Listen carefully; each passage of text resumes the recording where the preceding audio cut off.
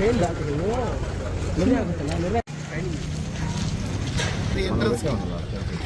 ప్రకారం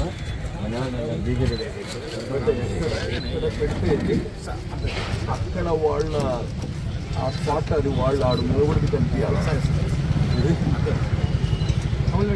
ఆయన ఎక్కడున్నాడంటే ఆయన చూస్తున్నాడు.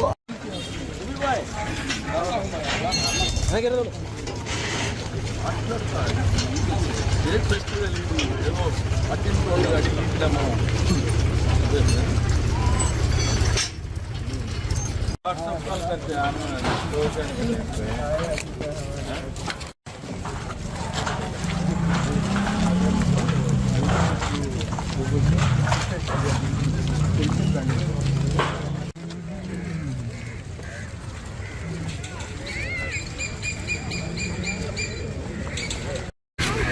రొట్టెల పండుగ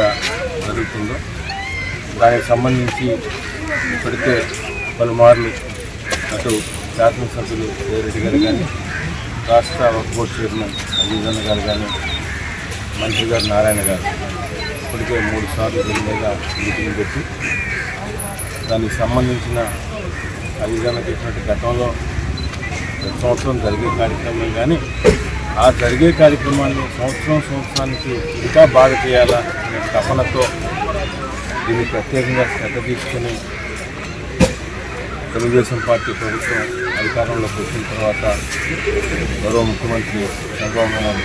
నాయుడు గారి నాయకత్వంలో రెండోసారి పండుగ జిల్లాలో అనే కాలంలో దీనికి ప్రత్యేకంగా శ్రద్ధ తీసుకుని ప్రతి ఒక్క డిపార్ట్మెంట్ కూడా అటు అధికారులు కానీ శాసనసభ్యులు శ్రీరెడ్డి గారు ముఖ్యంగా కూడా దానికి సంబంధించి అన్ని కూడా మాట్లాడుతున్నారు.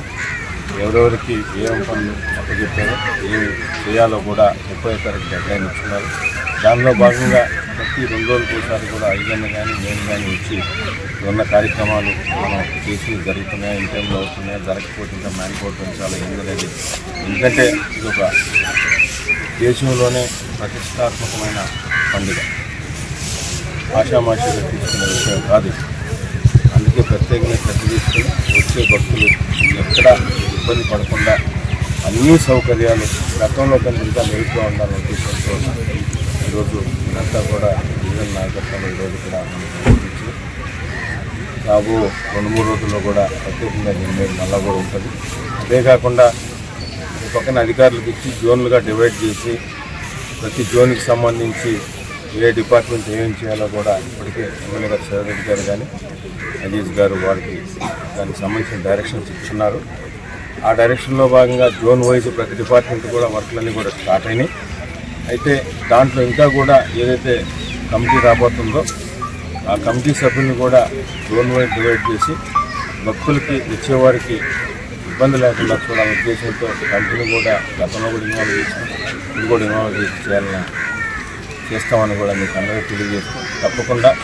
ఈ రొట్టెల పండుగని పెద్ద ఎత్తున భక్తులకు ఇబ్బంది లేకుండా విజయవంతం చేయడానికి అటు గౌరవ మంత్రివర్యులు నారాయణ గారు కానీ రామనాయుడు గారి సహకారంతో శాసనసభ్యులు శ్రీరెడ్డి గారు అజీజన్న గారు ఆధ్వర్యంలో